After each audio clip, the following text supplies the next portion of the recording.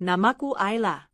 Aku wanita sederhana, terlihat biasa saja di luar, tapi siapapun yang mengenalku lebih dalam akan tahu bahwa hidupku tidaklah sesederhana penampilanku. Aku memilih untuk tak mencolok. Aku lebih senang mengenakan pakaian yang nyaman daripada barang-barang bermerek. Aku tidak suka pamer, meski aku mampu.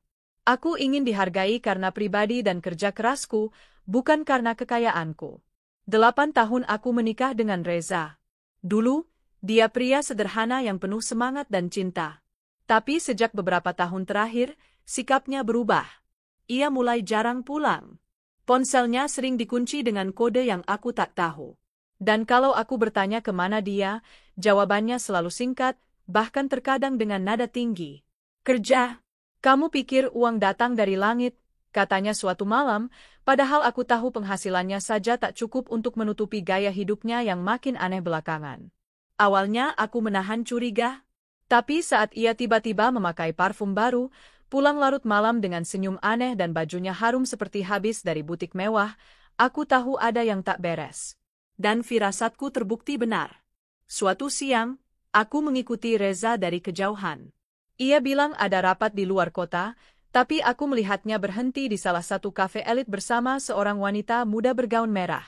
Wanita itu tinggi semampai, berambut panjang tergerai, dan dari jauh terlihat menempel manja di bahu Reza.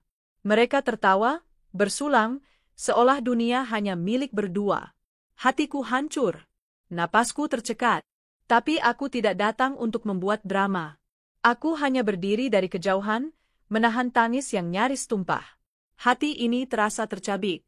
Aku, istri sah yang selama ini mendampingi Reza dari nol, kini hanya menjadi bayangan yang bisa dia abaikan begitu saja. Wanita itu, aku kemudian tahu namanya adalah Nadia. Ia bukan siapa-siapa sebelumnya. Seorang influencer kecil-kecilan yang hidup dari endorsement dan sugar daddy. Tapi belakangan ini, ia sering terlihat di sosial media memamerkan mobil baru, perhiasan, dan makan malam di restoran mahal. Aku tahu semua itu bukan dari keringatnya. Itu dari uang Reza. Dari uangku. Ya, karena sejak awal pernikahan, aku yang menopang kebutuhan rumah tangga. Aku yang diam-diam menjalankan bisnis showroom mobil dan beberapa properti warisan orang tuaku. Reza tahu, tapi dia tak pernah benar-benar peduli. Dia hanya tahu aku punya uang, dan dia bisa memanfaatkannya. Yang menyakitkan, aku masih mencintai Reza, meski aku tahu dia tak pantas. Beberapa minggu setelahnya, Reza makin jarang di rumah. Bahkan saat di rumah pun, ia sibuk dengan ponselnya.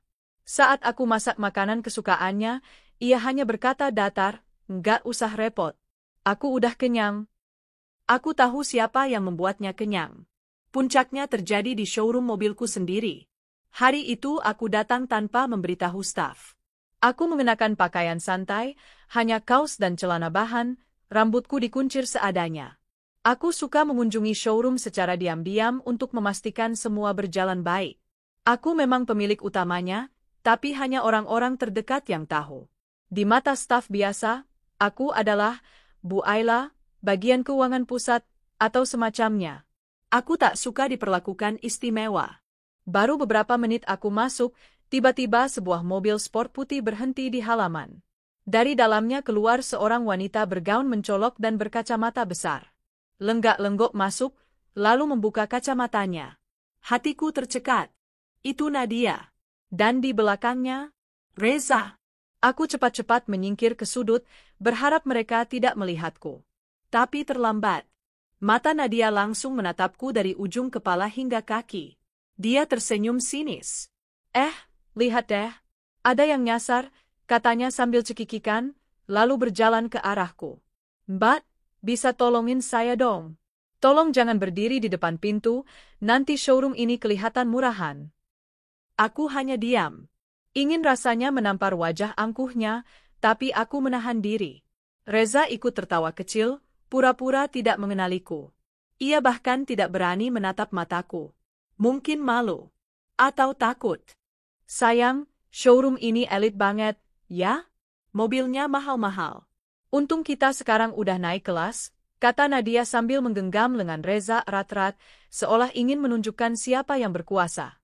Aku tetap diam. Senyumku tipis, Mataku tajam menatap mereka berdua. Mbak, kalau nggak beli, mending keluar aja deh. Jangan motorin pemandangan, ucap Nadia sambil mengibaskan rambutnya.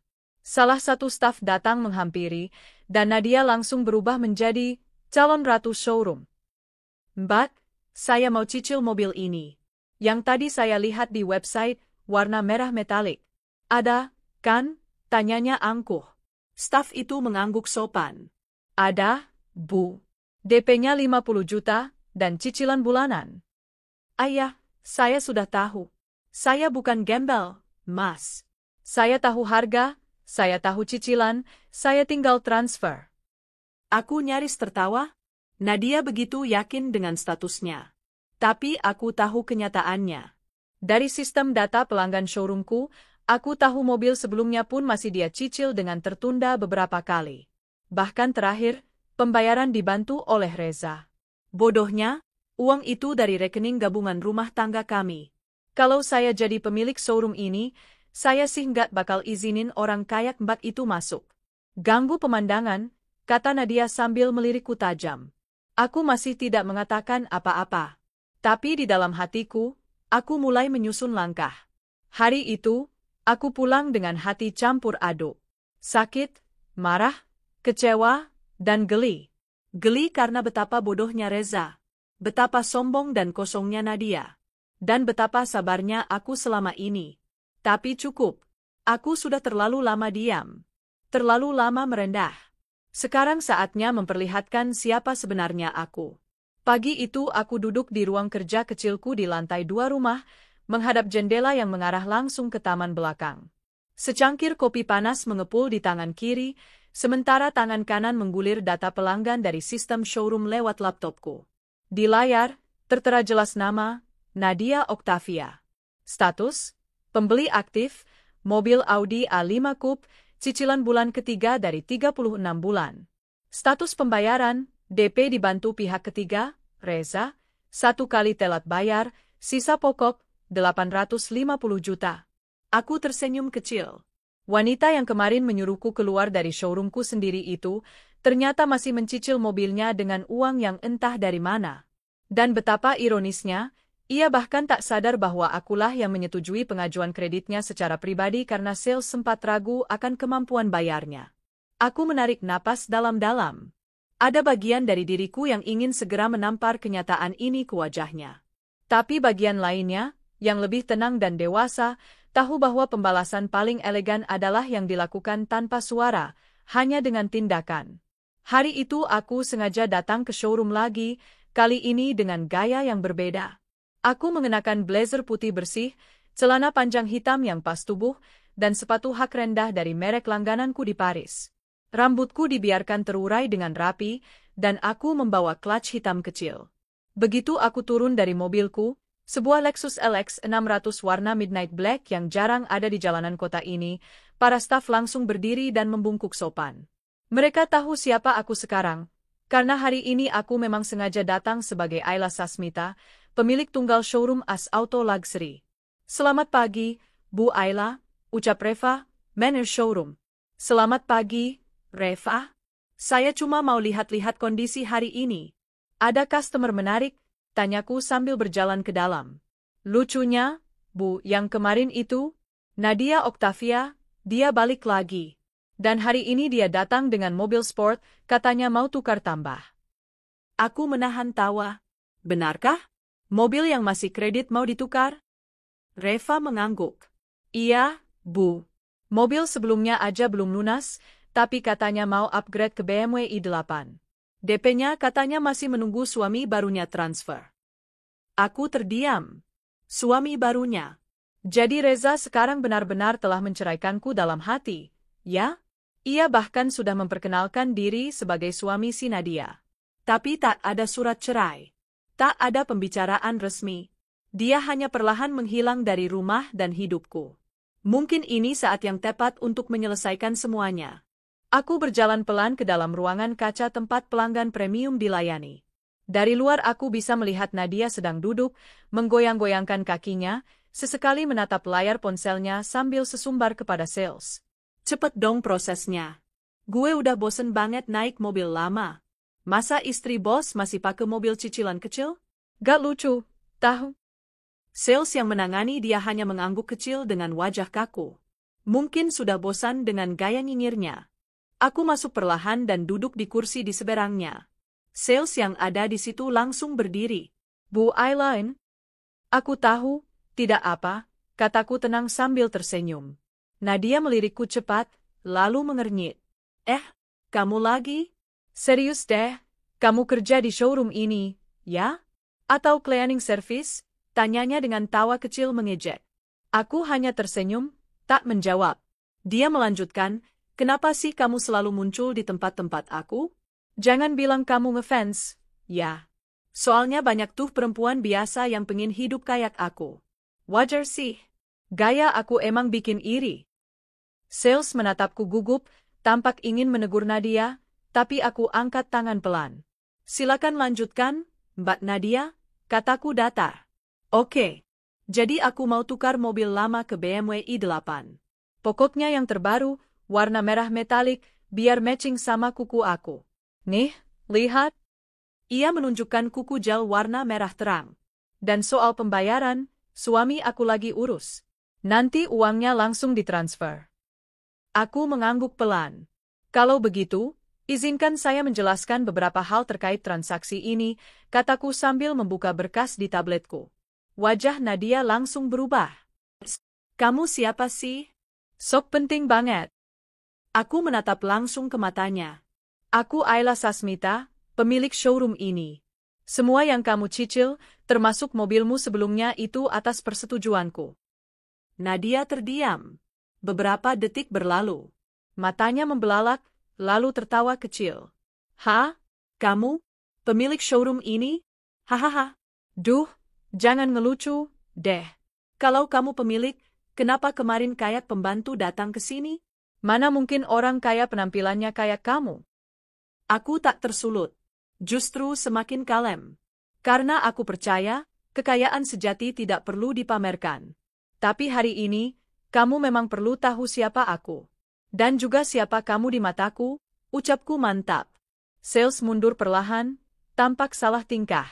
Dan satu lagi, lanjutku, mobilmu sebelumnya belum lunas. Bahkan kamu pernah terlambat bayar 3 minggu. Dan sekarang kamu mau tukar tambah dengan mobil 2 kali lipat lebih mahal, padahal DP saja belum kamu punya. Nadia semakin pucat. Itu Reza yang tanggung. Reza? Suamiku yang sah secara hukum, tanyaku tajam. Ia diam. Aku belum bercerai.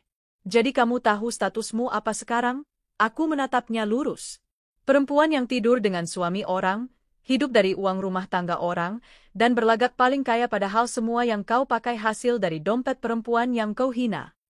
Nadia berdiri dengan marah. Kamu jangan fitnah. Aku nggak tahu. Kamu tahu. Tapi kamu pura-pura bodoh. Dan sekarang, kamu akan menerima akibatnya. Aku berdiri. Transaksi kamu di showroom ini kubatalkan. Dan mulai hari ini, kamu tidak boleh lagi mengajukan pembelian apapun melalui cabang manapun milikku. Nama kamu akan masuk daftar hitam pelanggan bermasalah. Nadia menjerit. Kamu nggak bisa seenaknya begitu.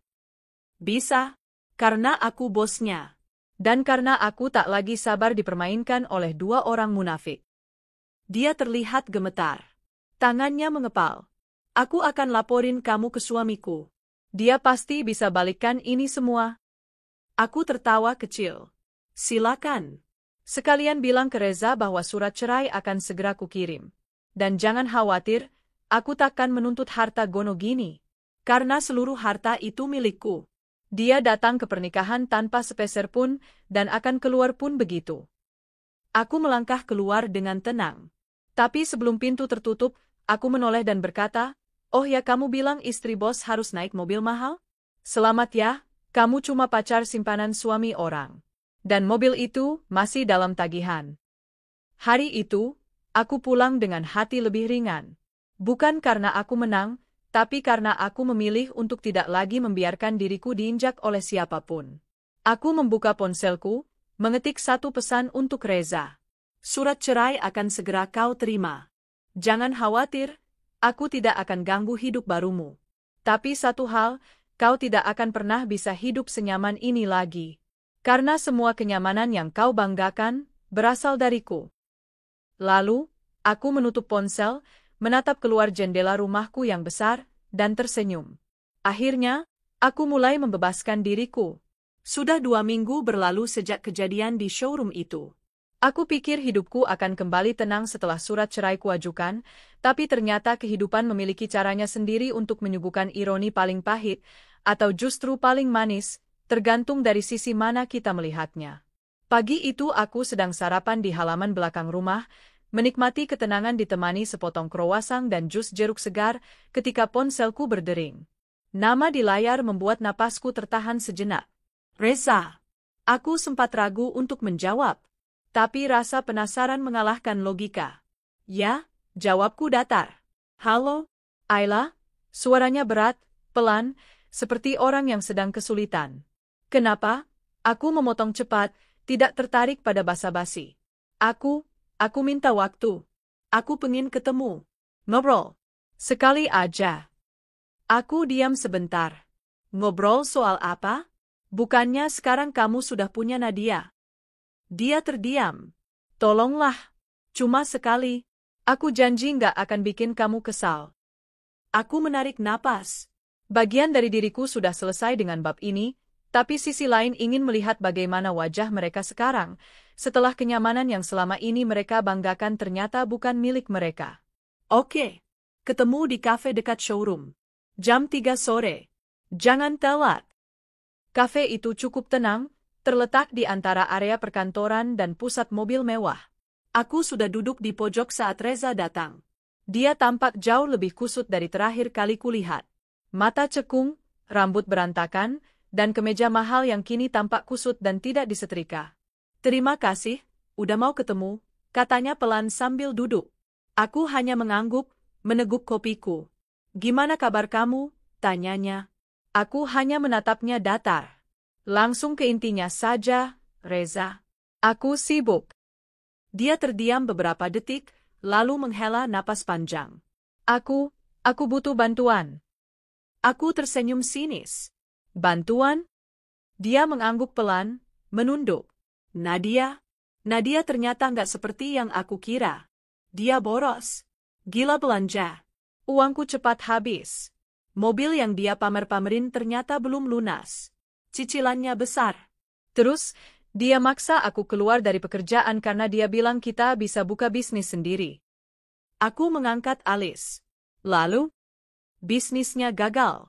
Dia ngotot buka butik online, tapi semua uang yang dia pakai buat modal malah dibelikan tas branded biar branding, katanya. Sekarang kami benar-benar kehabisan uang.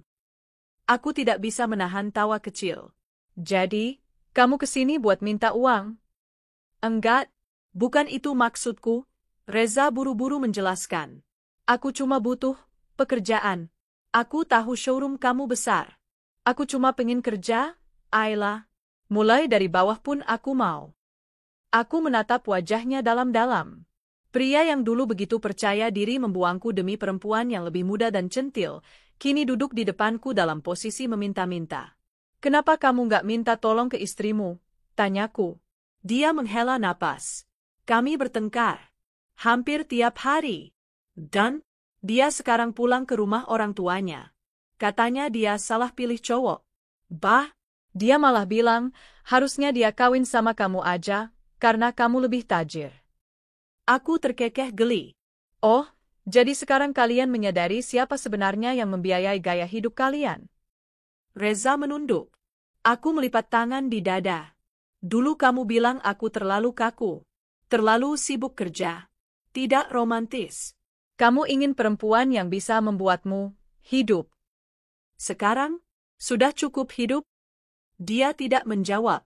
Dengar baik-baik, Reza. Aku bukan perempuan yang suka menjilat ludah sendiri. Kamu memilih keluar dari hidupku, dan aku sudah menerima itu. Tapi jangan pernah berharap bisa kembali ke kehidupanku setelah kamu merusaknya, ucapku tegas. Tapi Ayla, kita pernah menikah. Kita pernah hidup bareng. Apa kamu nggak punya sedikit kasihan? Aku mendekat, menatapnya langsung. Justru karena kita pernah hidup bareng, Aku tahu persis siapa kamu. Dan aku tahu kamu tidak layak menerima belas kasihan. Dia menghela napas, lalu berdiri perlahan. Baiklah, maaf udah ganggu. Reza, panggilku sebelum dia benar-benar pergi. Dia menoleh. Satu lagi. Aku harap ini terakhir kalinya kamu menghubungiku. Hidupku sekarang terlalu damai untuk diganggu orang dari masa lalu. Dia menunduk. Terima kasih, Ayla. Maaf.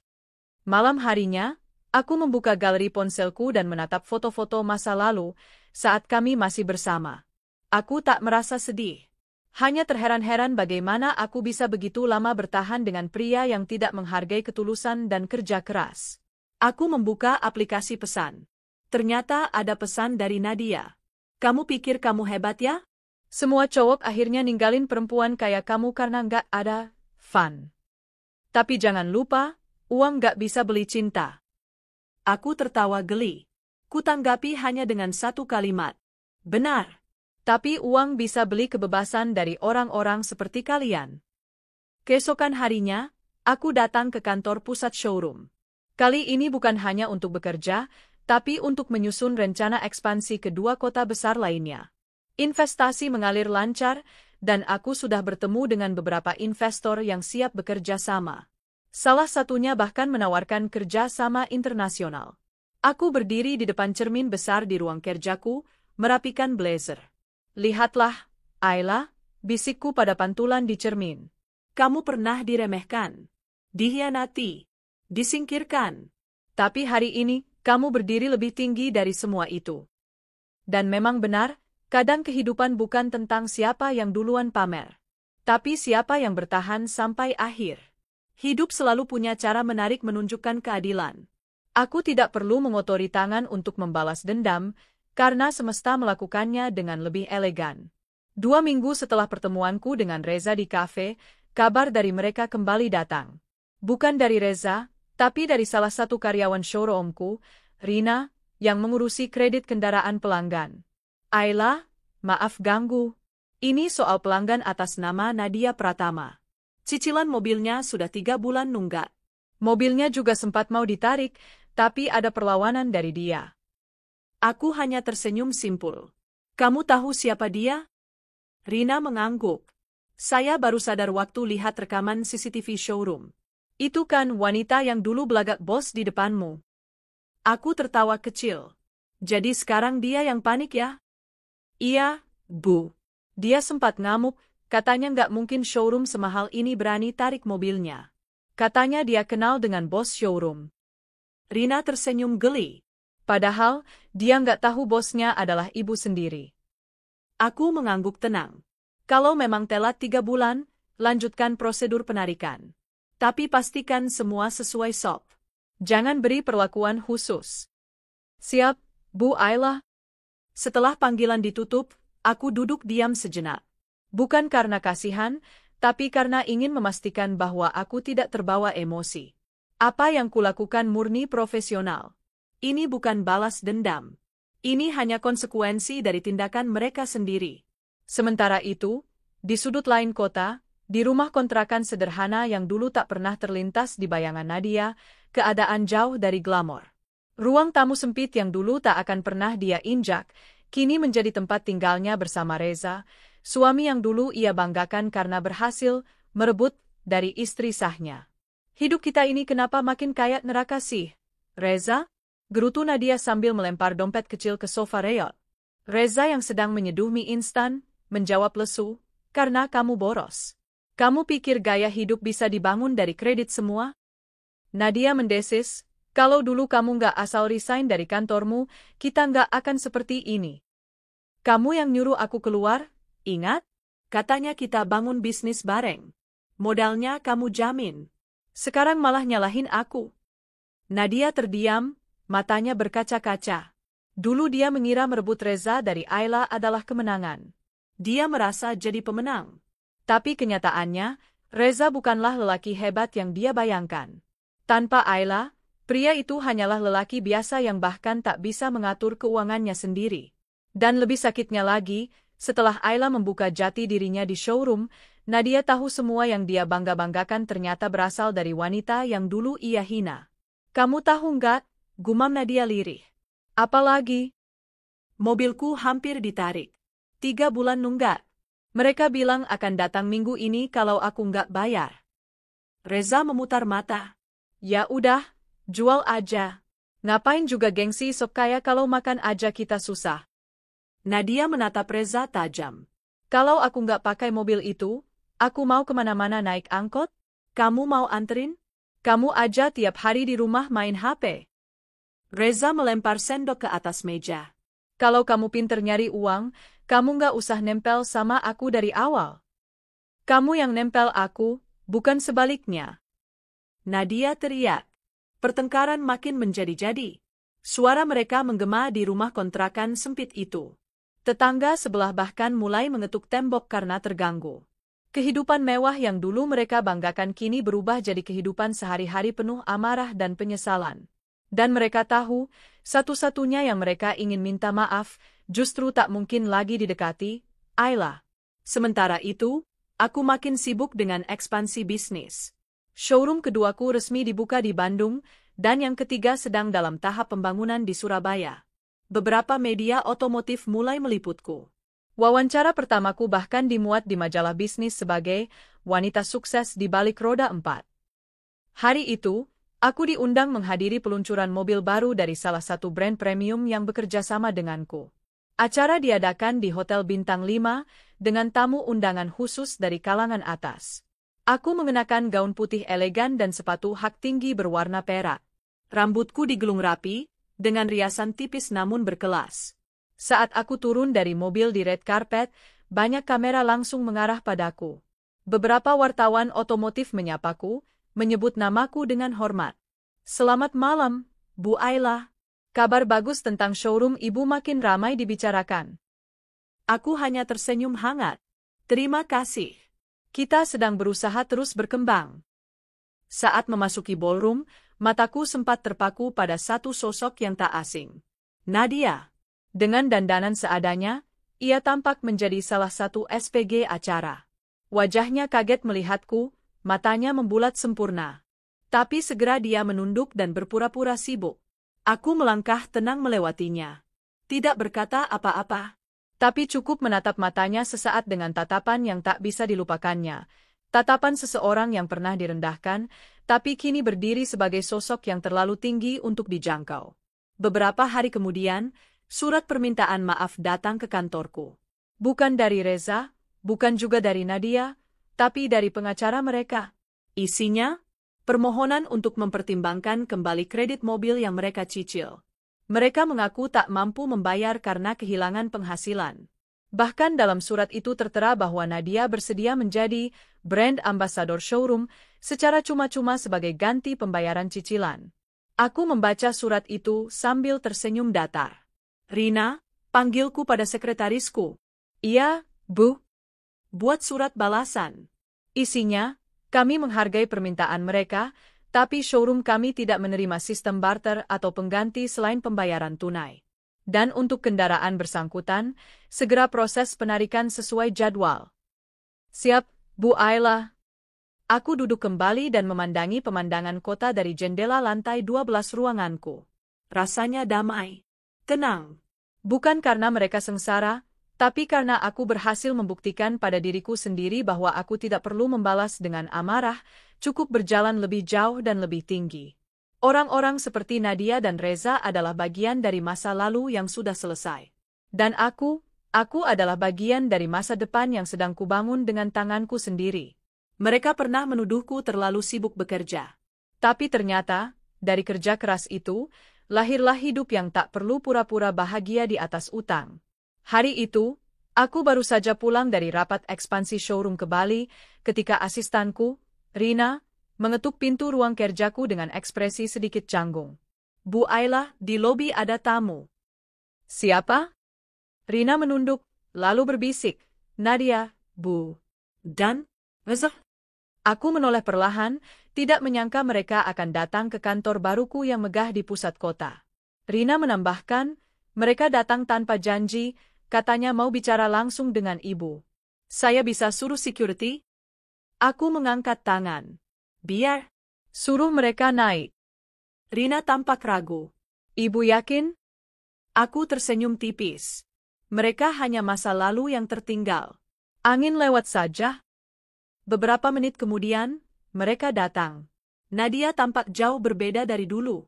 Wajahnya pucat, make-upnya nyaris tak ada, dan tubuhnya lebih kurus dari terakhir kali kulihat. Reza pun terlihat jauh dari elegan, mengenakan kemeja lusuh dan sepatu yang tampaknya tak disemir berminggu-minggu. Mereka berdiri kikuk di hadapanku. Silakan duduk, ujarku datar, memandang mereka dari balik meja kayu jati mewah di ruanganku yang penuh lampu gantung elegan. Mereka duduk. Reza membuka percakapan duluan. Ayla, maksudku Bu Ayla, kami datang bukan untuk buat masalah. Aku menatapnya tanpa ekspresi. Saya tahu. Nadia menggigit bibir. Matanya berkaca-kaca.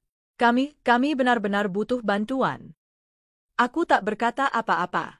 Reza melanjutkan, kami tahu kami pernah salah. Kami menyakiti kamu, memperlakukan kamu dengan buruk. Tapi sekarang hidup kami sangat terpuruk. Kami kehilangan semuanya. Aku menyandarkan punggung ke kursi. Dan karena itu kalian datang ke sini, ke kantor milik si gembel miskin, yang dulu kalian rendahkan. Nadia tertunduk, malu. Aku minta maaf, Ayla. Aku sungguh-sungguh menyesal. Aku terlalu sombong. Terlalu percaya diri. Aku pikir aku bisa hidup mewah, bisa dapat segalanya dari Reza, dari mobil, dari gaya hidup. Tapi ternyata aku tidak pernah tahu kamu sehebat ini. Aku tidak tahu kamu pemilik showroom. Aku mengangguk pelan. Karena kalian terlalu sibuk menilai penampilan, bukan kemampuan. Reza menimpali, kami sekarang hidup di rumah kontrakan sempit. Mobil sudah ditarik. Kami nyaris nggak bisa makan, Ayla. Bahkan untuk biaya berobat pun kami kesulitan. Aku juga udah kirim lamaran ke banyak tempat, tapi ditolak terus. Mungkin kamu bisa bantu beri kami kesempatan kerja. Aku menghela napas. Maksud kalian, aku harus memberi pekerjaan kepada pria yang mengkhianatiku dan wanita yang menghina dan mencemoohku di depan umum, tanyaku tenang. Nadia mulai menangis. Aku tahu kami nggak pantas. Tapi, aku juga manusia.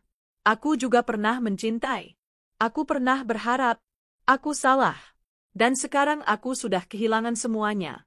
Bahkan harga diriku pun, mungkin. Ruangan hening sejenak. Aku berdiri dan berjalan ke arah jendela besar di belakang meja, memandang kerlap-kerlip kota yang ramai. Dulu, ketika kalian merendahkanku, aku hanya diam. Karena aku tahu, waktu akan menunjukkan siapa yang benar-benar bernilai. Dan hari ini, kalian berdiri di depanku, bukan sebagai musuh, tapi sebagai bukti bahwa hidup tak pernah memihak pada orang yang serakah dan licik. Nadia terisak. Tolonglah kami, sekali ini saja. Aku rela kerja apa saja. Aku bersihkan showroom, jadi cleaning, apapun. Aku berbalik dan menatap mereka. Saya akan bantu, kataku pelan. Mereka langsung menoleh kaget, nyaris tak percaya. Tapi bukan untuk kalian. Saya akan bantu kalian untuk belajar arti hidup. Reza, kamu bisa jadi bagian dari tim operasional lapangan. Gaji minimum. Kerja berat. Tanpa privilese. Dan hanya kontrak 3 bulan. Kalau kamu malas, kamu saya keluarkan. Reza menunduk cepat. Saya bersedia, Ayla. Saya bersedia kerja keras. Nadia, lanjutku, ada posisi admin back office. Tapi itu pun hanya jika kamu bisa lewati pelatihan dan disiplin. Satu kesalahan, langsung saya keluarkan. Jangan bawa masa lalu kita ke pekerjaan. Nadia menangis lega. Terima kasih, Ayla. Aku janji, aku akan kerja keras. Aku akan berubah. Aku mengangguk. Baik. Tapi ingat, ini bukan balasan dendam. Ini bentuk kemanusiaan. Karena aku tahu kadang, hidup memberi pelajaran dengan cara yang paling menyakitkan. Mereka pergi dengan tubuh membungkuk dalam, dan wajah yang lebih penuh harap daripada sebelumnya. 3 minggu berlalu. Reza bekerja cukup baik. Meskipun awalnya canggung, tapi ia belajar cepat dan mulai dihargai oleh tim logistik. Sementara Nadia gagal dalam 2 hari pertama. Dia datang telat 2 kali, dan 1 kali tertangkap main ponsel saat jam kerja. Aku memanggilnya ke ruanganku. Nadia, kataku datar, seperti yang sudah saya katakan, saya tidak beri perlakuan khusus. Kamu saya keluarkan. Nadia menangis lagi, tapi tidak membantah. Dia tahu itu kesalahannya sendiri. Aku hanya ingin bisa dekat denganmu lagi, Ayla. Aku ingin kamu tahu, aku benar-benar menyesal. Aku menatapnya dingin. Penyesalan tidak bisa membeli waktu yang telah kau rusak. Tapi setidaknya, kamu belajar. Dan itu cukup untukmu melanjutkan hidup, bukan lagi untuk mencoba kembali ke hidupku. Dia mengangguk pelan, lalu pergi. Malam itu, aku duduk di balkon apartemen mewahku, memandangi langit malam dengan secangkir teh hangat. Dulu, aku sering menangis karena dikhianati. Aku mengira diriku tidak cukup baik. Tapi ternyata, pengkhianatan itu adalah tiket menuju pencapaian terbesar dalam hidupku. Aku tidak akan pernah jadi wanita sekuat ini kalau tidak dikhianati. Aku tidak akan pernah membangun showroom dan membuka lapangan kerja kalau aku tetap terjebak dalam rumah tangga yang tidak sehat. Terkadang, luka paling dalam memang menjadi awal dari perubahan terbesar. Kini aku bukan lagi wanita yang dilecehkan di depan showroom. Aku bukan lagi gembel miskin, seperti yang Nadia ejek dulu. Aku adalah Ayla, pemilik jaringan showroom ternama, pebisnis sukses, dan wanita yang berdiri di atas kakinya sendiri. Dan saat mereka menjilat ludah sendiri, aku sudah terbang lebih tinggi. Hari-hariku kembali tenang setelah peristiwa Reza dan Nadia beberapa minggu lalu. Reza masih bekerja sebagai staf operasional di showroom cabang utamaku, cukup rajin meskipun kadang aku tahu dia mencoba mencuri perhatian. Sementara Nadia, dia tak pernah muncul lagi sejak hari ia kupecat. Dan jujur, aku tak lagi peduli. Suatu siang, saat aku sedang mengawasi renovasi untuk showroom baru yang akan dibuka di Bandung, ponselku bergetar. Sebuah pesan dari Reza masuk. Ayla, aku bisa bicara sebentar setelah jam kerja? Hanya sebentar saja. Aku mendengus kecil. Ada rasa geli, tapi juga geli yang dibalut kesal. Reza masih saja mencoba membuka komunikasi personal. Tapi aku tahu, untuk sesuatu yang belum selesai secara emosional, lebih baik dibereskan secara langsung. Aku membalas singkat, "Oke, jam 5 sore. Di ruang meeting showroom pusat." Pukul 5 tepat, Reza datang. Kali ini penampilannya lebih rapi, tapi tidak lagi berlebihan seperti dulu.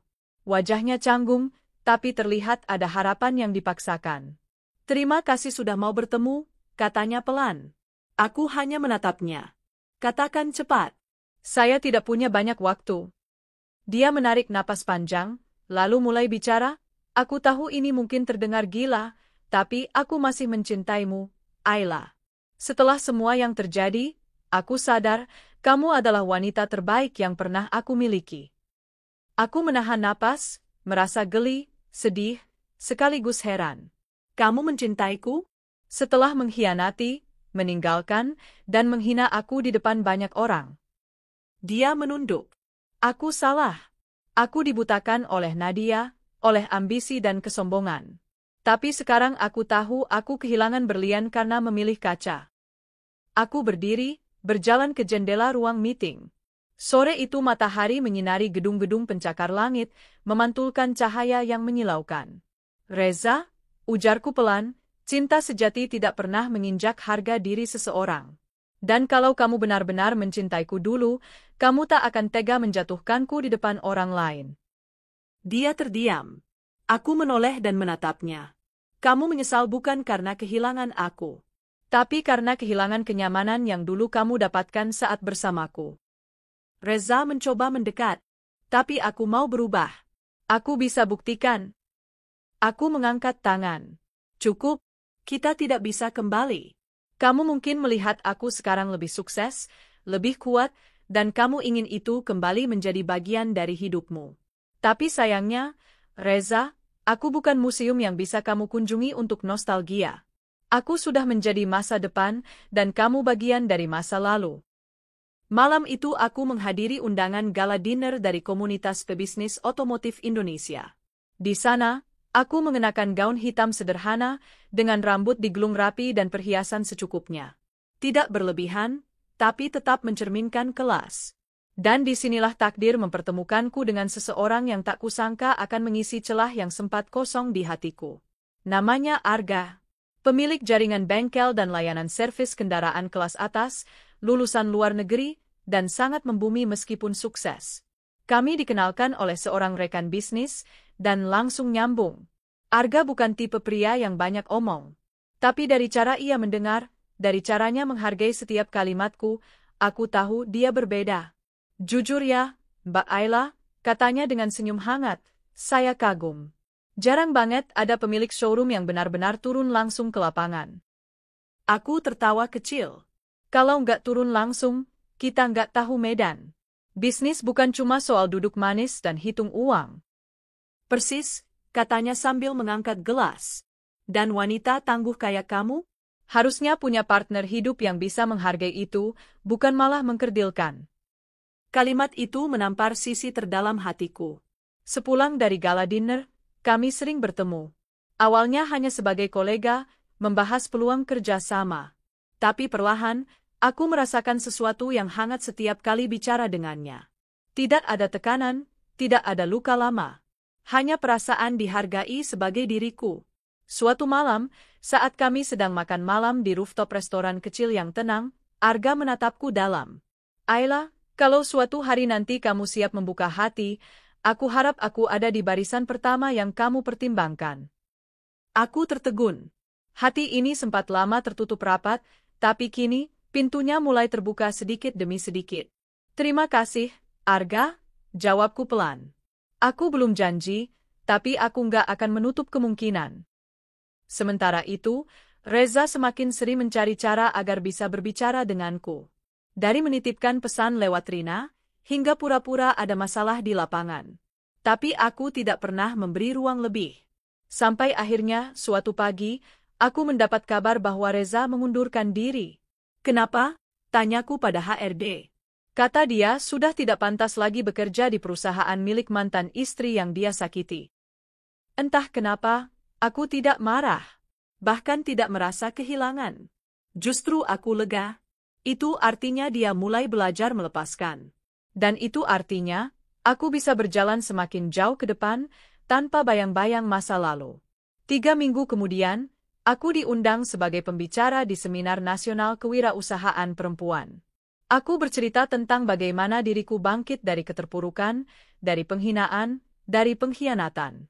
Tentang bagaimana aku membangun dari nol, menjadikan luka sebagai tenaga pendorong. Di tengah acara, aku melihat sosok Arga duduk di barisan paling depan.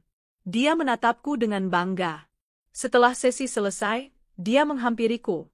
Kamu luar biasa, katanya lembut. Dan aku makin yakin, kamu adalah wanita yang tepat. Aku menatap matanya, dan untuk pertama kalinya, aku merasa tak lagi takut untuk membuka hati. Arga, kataku pelan, mungkin aku sudah siap. Malam itu, aku duduk di teras apartemenku. Mengingat kembali saat-saat Nadia memamerkan mobil yang dia cicil dari showroom milikku. Saat dia dan Reza menghina penampilanku, memanggilku, gembel miskin. Lucu ya? Hidup memang berputar. Hari ini aku dikelilingi cinta dan hormat. Aku bangkit bukan untuk membalas dendam, tapi untuk membuktikan bahwa harga diri dan kerja keras tidak akan pernah kalah dari kesombongan. Dan saat mantan ingin kembali, aku sudah menemukan seseorang yang lebih baik. Seseorang yang tidak hanya mencintaiku, tapi menghargai siapa aku sesungguhnya. Hari yang tak pernah kubayangkan akhirnya tiba, hari pernikahanku dengan Arga. Setelah sekian lama aku terpuruk dan berjuang sendirian, Tuhan menghadiahkanku kebahagiaan yang tak ternilai. Bukan hanya karena aku akan menikah, tetapi karena aku akan menikahi pria yang benar-benar mencintaiku tanpa syarat. Seorang lelaki yang menghormatiku bukan karena status atau kekayaanku, melainkan karena siapa aku sebenarnya. Pesta pernikahan kami digelar di Hotel Bintang 5 milik salah satu rekan bisnis Arga. Sebuah ballroom megah dihiasi mawar putih dan biru laut, mengusung tema, keanggunan yang tangguh. Semua dekorasi mencerminkan perjalananku, indah, lembut, tapi juga kuat dan tak tergoyahkan. Acara kami menjadi sorotan media karena undangan dari kalangan elit bisnis otomotif, tokoh publik, bahkan beberapa pejabat hadir. Aku mengenakan gaun rancangan desainer lokal ternama yang terkenal hanya merancang untuk orang-orang spesial. Gaunku menjuntai anggun, tidak terlalu mencolok, tapi penuh detail elegan. Rambutku disanggul simpel, dihiasi mahkota kecil dari permata safir, bukan karena pamer, tapi karena safir melambangkan keteguhan hati. Dan, yang tak kusangka, entah siapa yang menyebarkan, tapi Reza dan Nadia muncul. Mereka berdiri di sudut ruangan, bukan sebagai tamu undangan, melainkan hanya penonton yang mengintip dari luar pintu kaca ballroom. Bahkan beberapa tamu menyadari keberadaan mereka, membicarakan dengan suara berbisik. Itu kan Reza, mantannya Ayla? Iya, dan yang cewek itu pelakor yang katanya dulu sempat sombong banget. Wah, mereka jadi penonton doangnya sekarang. Aku melihat mereka. Sekilas, tak lebih. Tidak ada amarah. Tidak ada benci. Hanya rasa puas dan damai. Arga menggenggam tanganku. Kamu yakin mereka nggak ganggu? Aku tersenyum. Biarkan. Biar mereka lihat dengan mata kepala sendiri siapa yang benar-benar menang. Setelah akad nikah yang berlangsung hikmat, kami naik ke panggung resepsi. Para tamu memberikan selamat, banyak yang memuji ketangguhan perjalananku. Ada yang bahkan meminta waktu untuk mengundangku menjadi pembicara motivasi untuk wanita korban pengkhianatan. Di tengah keramaian, Rina, sahabatku sejak awal aku jatuh bangun, mendekat dengan wajah semeringah. Sumpah ya, aku merinding. Dulu kamu nangis cuma bisa tidur di kosan, makan mie instan. Sekarang kamu duduk di pelaminan, diliput media. Bangga banget jadi temenmu. Kami berpelukan. Aku menahan air mata. Semua yang kulalui terasa seperti mimpi panjang yang akhirnya menemukan cahaya di ujung lorong. Setelah acara hampir selesai, aku melihat Reza mendekat dengan hati-hati, ditemani Nadia yang terlihat gelisah.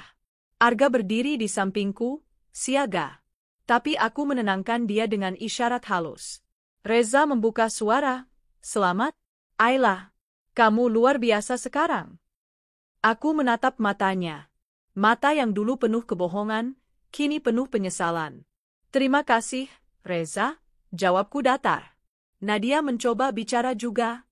"Maafkan kami, Ayla. Aku tahu kami salah. Sangat salah. Dan, lihat kamu sekarang, aku malu dengan diri sendiri." Aku memandangi mereka, bukan dengan kebencian, tapi rasa kasihan. Mereka tampak seperti dua orang yang kehilangan arah. Mobil yang dulu dibanggakan Nadia, kabarnya sudah ditarik karena tak mampu bayar cicilan. Bahkan pekerjaannya sekarang hanya freelance marketing kecil-kecilan. "Semoga kalian belajar dari semuanya," kataku pelan. Pengkhianatan mungkin menyenangkan sesaat, tapi luka yang ditinggalkan bisa bertahan seumur hidup, untuk kalian sendiri. Aku menggenggam tangan Arga. Untungnya aku diberi kesempatan untuk sembuh. Untuk bangkit. Dan untuk mencintai dengan sehat. Reza menunduk dalam-dalam. Nadia menghapus air matanya. Mereka berdua kemudian pergi, tanpa berkata lagi. Meninggalkan panggung kebahagiaan yang tak pernah mereka bayangkan akan kumiliki. Beberapa bulan setelah pernikahan, hidupku terasa semakin mantap. Aku dan Arga membentuk bisnis kolaboratif, showroom dan bengkel servis premium, satu paket. Kami membuka cabang baru di 3 kota. Aku lebih sering tampil dalam seminar dan kampanye kewirausahaan perempuan. Misinya bukan hanya soal uang, tapi juga memberdayakan wanita-wanita seperti aku yang pernah diremehkan. Rina, yang dulu hanya asisten showroom, kini jadi kepala cabang di Surabaya. Hidupnya pun berubah karena ikut tumbuh bersama perjuanganku. Kami sering saling menguatkan, saling mendukung. Persahabatan kami tidak pernah luntur. Pada suatu acara motivasi nasional, aku naik ke panggung sebagai keynote speaker. Ruangan penuh. Kamera TV nasional menyorot. Aku mulai bercerita. Dulu, saya dianggap wanita gagal. Ditertawakan karena dicampakkan. Dihina karena sederhana. Tapi hari ini, saya berdiri bukan untuk membalas, tapi untuk menginspirasi. Bahwa harga diri seorang wanita tak bisa ditentukan dari siapa yang dia cintai atau apa yang dia kenakan. Tapi dari seberapa besar dia bisa bangkit saat dunia meremehkan. Tepuk tangan menggema. Beberapa peserta menangis, termasuk ibu-ibu dan gadis muda yang terlihat menyimpan luka serupa. Dan percayalah, aku melanjutkan, saat kamu bangkit dengan caramu sendiri, dunia akan terpaksa berdiri dan memperhatikan. Bahkan orang-orang yang dulu merendahkanmu akan berdiri di luar kaca hanya untuk sekadar mengintip kesuksesanmu. Di rumah, Arga menungguku dengan secangkir teh hangat dan pelukan hangat. Kami berbincang di balkon apartemen kami yang menghadap kota. Kamu tahu, Ayla, ucapnya pelan, setiap kali aku melihatmu berbicara di depan umum, aku merasa, Tuhan itu adil banget. karena akhirnya kamu ditemukan oleh semua orang yang seharusnya tahu siapa kamu sebenarnya. Aku menatapnya. Dan kamu adalah orang yang membuat aku sadar bahwa cinta sejati bukan tentang kepemilikan, tapi tentang saling mendukung tumbuh. Kami berpelukan, menatap langit malam yang bertabur bintang. Malam itu, untuk pertama kalinya dalam hidupku, aku tak lagi takut pada hari esok. Tak lagi dihantui masa lalu. Karena aku tahu, aku sudah menang. Bukan hanya dalam hidup, tapi juga dalam mencintai diriku sendiri.